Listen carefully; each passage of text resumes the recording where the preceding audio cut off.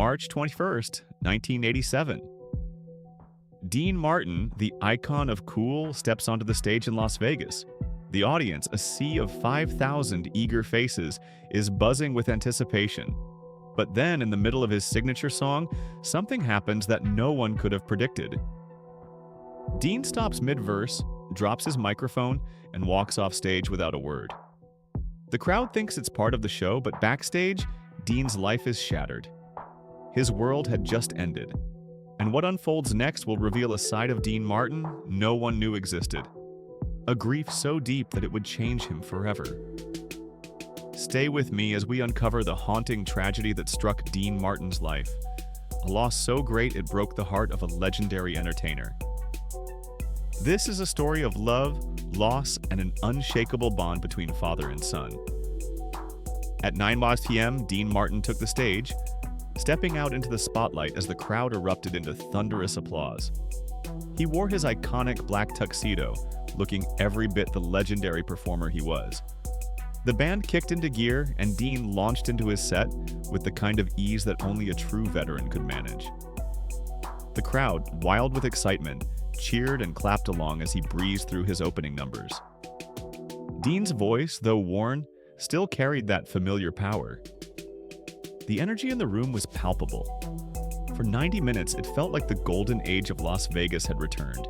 His audience swayed, laughed, and sang along. Everything was exactly as it should be. Everything, that is, until the fateful moment at 9:35 p.m., Dean began to sing his signature song, "Everybody Loves Somebody." It was a song that had defined much of his career, the one that had propelled him to international fame in the mid-60s. The audience was enraptured, swaying and holding each other close. Dean's raspy but commanding voice filled the air, and the familiar rhythm took over the room. But then, something happened that no one could have predicted. Out of the corner of his eye, Dean noticed his road manager, Eddie Marsh, in the wings. Eddie was holding a phone, and his face was ashen. He tried to get Dean's attention, but at first it seemed like part of the performance. Just another dramatic pause, perhaps a theatrical break in the song. The band continued to play, a few more bars of music trailing off, but it was clear something was wrong. Dean, sensing the urgency, stopped singing mid-verse. The audience, not yet realizing the gravity of the moment, waited expectantly. Eddie waved more urgently, and it was then that Dean's demeanor shifted. He stared at Eddie for a long moment before speaking into the microphone. "Something's wrong," Dean said, his voice flat, devoid of emotion. His tone was not frantic, but distant, empty. He gently set the microphone on the piano, his hands trembling slightly. Then, without a word, he walked off the stage. The audience, unsure of what was happening, began applauding, thinking this was part of the act. The band began to play a soft tune, filling the silence, but behind the curtain, a nightmare was unfolding. This moment would mark a turning point in Dean Martin's life. A moment when everything he knew and loved would shatter in the blink of an eye. Stay tuned as we uncover the heart-wrenching details of that night, the tragedy that would consume Dean Martin, and the untold pain of losing his son, Dean Paul. Backstage, Eddie Marsh stood trembling, his face streaked with tears. He had no words to offer. When Dean reached him, Eddie handed over the phone, his hands shaking. On the other end of the line was a colonel from the California Air National Guard. "Mr. Martin, I'm calling about your son, Captain Dean Paul Martin," the voice on the other end began. "I'm sorry to inform you, but your son's aircraft crashed during a training exercise this afternoon at approximately 4 p.m. The plane went down in the San Bernardino Mountains. There were no survivors." The news hit Dean like a freight train. His hands shook as the phone fell from his grasp. He didn't scream, he didn't cry. He simply stood there, his face frozen in disbelief.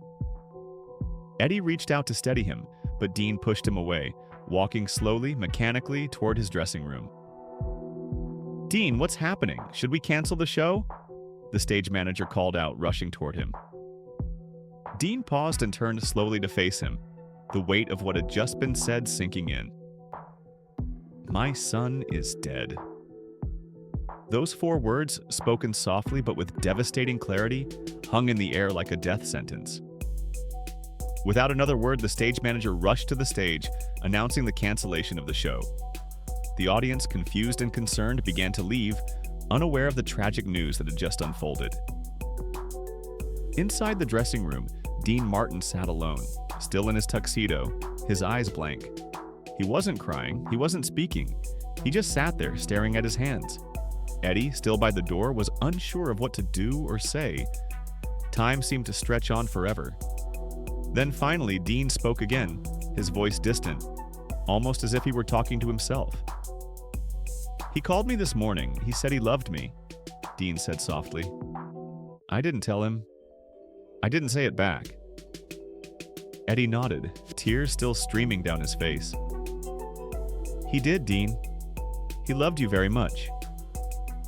Dean, his voice distant, continued. "He was flying. He loved flying. It made him feel free."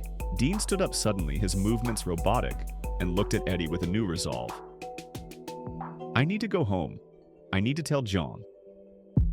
Jean Martin, Dean's ex-wife and Dean Paul's mother, had been a part of his life for years after their divorce in 1973. They remained close, bound by their shared love for their children. Eddie arranged for a car to take Dean to Jean's house in Beverly Hills. The drive was silent, and as Dean stared out the window, he was lost in his grief.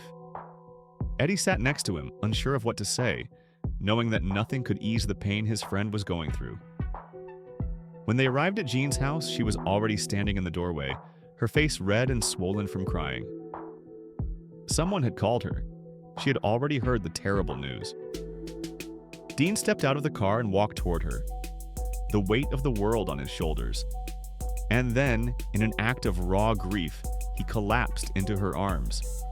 It was the first time anyone had seen the great Dean Martin truly break down.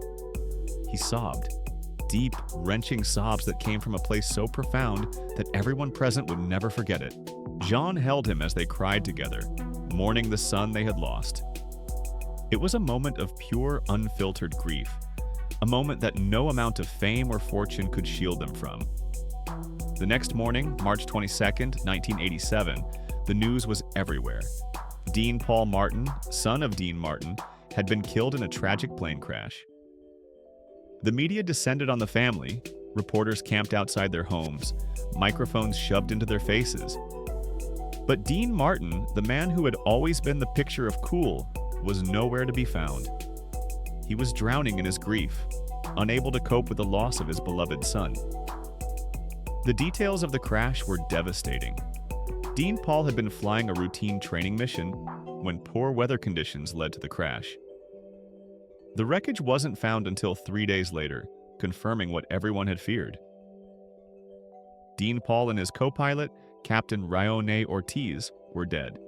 There was nothing left of the plane. Dean Martin attended the memorial service for his son on March 26, 1987, at the Los Angeles National Cemetery. It was a military funeral with full honors. Dean sat in the front row, wearing sunglasses to hide his tears.